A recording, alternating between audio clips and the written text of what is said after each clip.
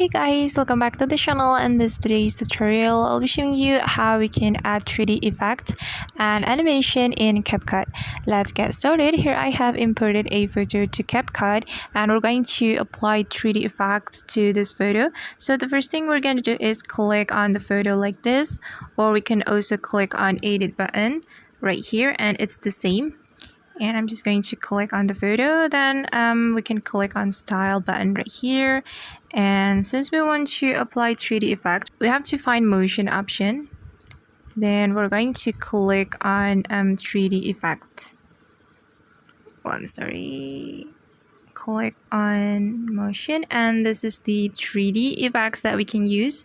So just tap on it. Then this is the result. And just click on the check mark after you are done, and let's have a look the result, guys.